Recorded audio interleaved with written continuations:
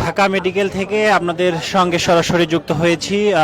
দর্শক, আমরা ইতোমধ্যে জেনেছেন যে ইনকিলাব মঞ্চের মুখপাত্র এবং ঢাকা ৮ আসনের যে স্বতন্ত্র প্রার্থী আসন্ন নির্বাচনে সেই উসমান হাদি কিন্তু কিছুক্ষণ আগে গুলিবিদ্ধ হয়েছেন এবং তাকে ঢাকা মেডিকেলে নিয়ে আসা হয়েছে। দর্শক, এই মুহূর্তে ঢাকা মেডিকেলের সামনে থেকে আপনাদের দেখানোর চেষ্টা করছি এখানকার সবশেষ পরিস্থিতি। আমরা দেখছেন সমকাল লাইভ। আমরা এখনো কিন্তু জানতে পারি নাই কিভাবে তিনি গুলিবিদ্ধ হয়েছেন। আমরা একটু তার যে সমর্থক রয়েছে তার সঙ্গে যারা ছিলেন সে সময়ে তাদের সঙ্গে কথা বলার চেষ্টা করব। মানে এই সংখ্যাটা থেকে যায় কিনা যে সামনে যে নির্বাচনী সময়টা, মানে এটাকে আসলে টার্গেট করে আসলে এটা করা হয়। দেখেন, আমরা প্রথম থেকেই বলে আসছি, একদম অভ্যুত্থানের পর থেকে আমরা যতবার সংবাদ সম্মেলনে যতবার কথা বলেছি ততবারই বলেছি এই যে প্রশাসন, এই প্রশাসন নিরপেক্ষ ভূমিকা নাই, এই প্রশাসন আওয়ামী লীগের প্রশাসনে আছে এবং তারা আগামী যে নির্বাচন আছে এই নির্বাচন যাদেরকে দায়িত্ব দেওয়া হয়েছে তারা আওয়ামী লীগেরই গুলি করা হয়েছে এই গুলিটা। ধন্যবাদ।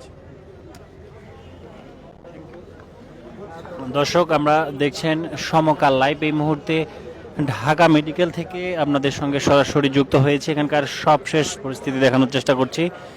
আমরা নিশ্চয়ই ইতিমধ্যে জেনেছেন যে ইনকিলাব মঞ্চের মুখপাত্র উসমান হাদি তার যে নির্বাচনী প্রচারণার সময়ে কিন্তু গুলিবিদ্ধ হয়েছেন এবং তাকে ঢাকা মেডিকেলের ইমার্জেন্সি জরুরি বিভাগে নিয়ে আসা হয়েছে।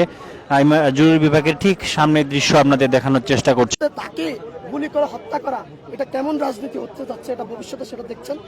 আমি মনে করি যে এই রাজনীতি থেকে যদি কেউ না বেরোতে পারে তাহলে আগামী দিনে তরুণরা কিন্তু নিজেদের অস্তিত্ব টিকানোর জন্য নিজেরাই অস্ত্র হাতে তুলে নেবে। এতে বিন্দু পরিমাণ কোনো এভিয়েট নিয়ে তাদেরকে ভয় করবে না। এখনো বারবার বলছি, যারা এগুলো করতেছেন আপনাদেরকে সচেতন করতেছি, আপনারা সচেতন হন।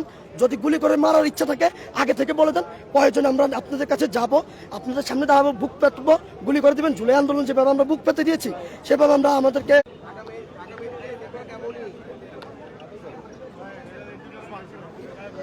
দর্শক, ঢাকা মেডিকেল থেকে এই মুহূর্তে আপনাদের সঙ্গে সরাসরি যুক্ত হয়েছি এখানকার